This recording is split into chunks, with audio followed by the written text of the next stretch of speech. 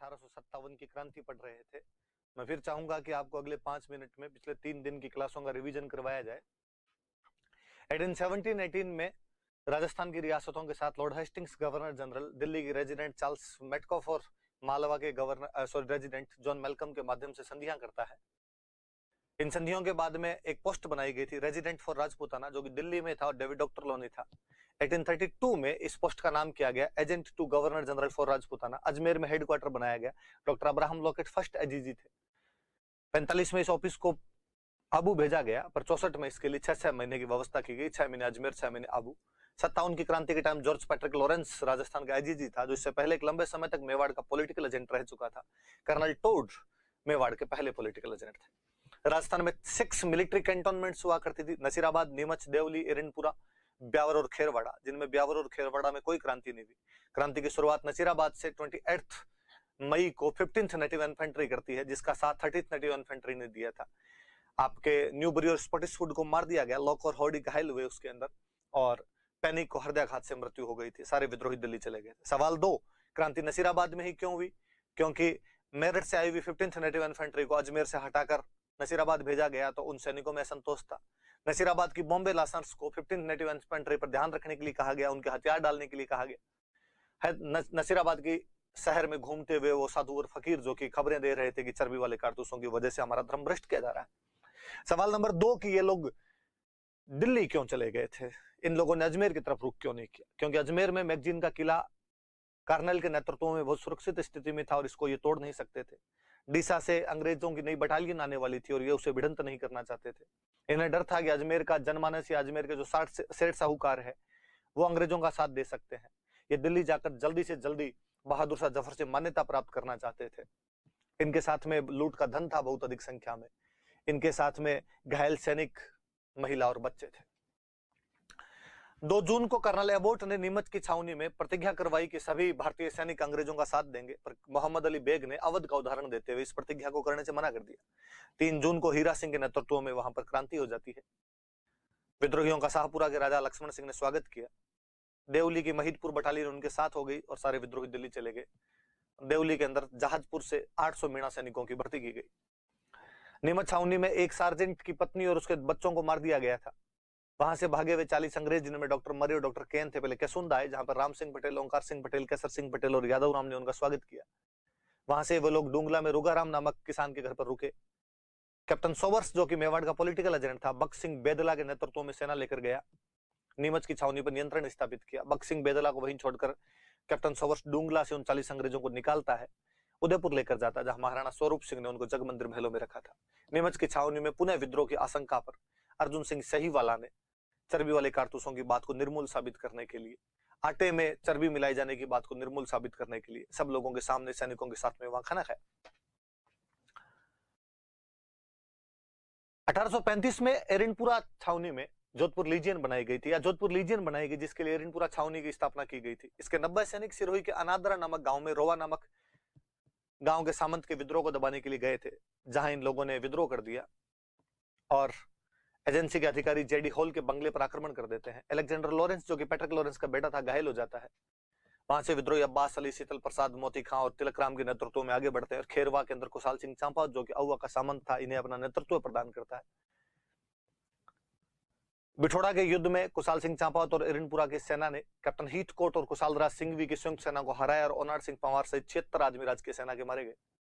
8 सितंबर 1857 के युद्ध के 10 दिन बाद 18 सितंबर 1857 को चेलावास का युद्ध या काले गोरों के युद्ध में एजीजी स्वयं George Patrick Lawrence political agent McMason के सामने उपस्थित थे, लेकिन मैकमेसन को मार दिया गया और एक बार फिर कुशाल सिंह चांपावत और एरनपुरा के सैनिक जीत गए थे।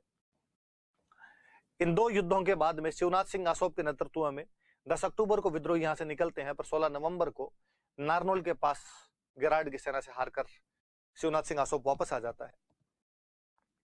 इधर कर्नल हम्स और हंसराज जोशी आहुआ पर आक्रमण कर देते हैं 20 जनवरी को। कुशाल सिंह चांपावत मेवाड़ में सहायता के लिए चला गया। पृथ्वी सिंह लांबिया नेतृत्व किया। 5 दिन के संघर्ष के बाद आहुआ का पतन हो जाता है। अंग्रेज सुगाली माता की मूर्ति, जो कि काले संगमरमर की मूर्ति थी, जिसके 10 सिर और 54 हाथ थे, उठाकर ले गए थे। पहले आबू रखा गया, फिर अजमेर के राजपूताना म्यूजियम में रखा गया और कालांतर में उसे पाली के बांगड़ म्यूजियम में स्थापित कर दिया गया। खुशाल सिंह चांपावत ने बिठोड़ा के सामंत कानजी की हत्या की थी। कालांतर में उन्होंने मेवाड़ के अंदर सलूम्बर के सामंत केसरी सिंह चुंडावत और कोठारिया के सामंत जोध सिंह के पास शरण ली थी।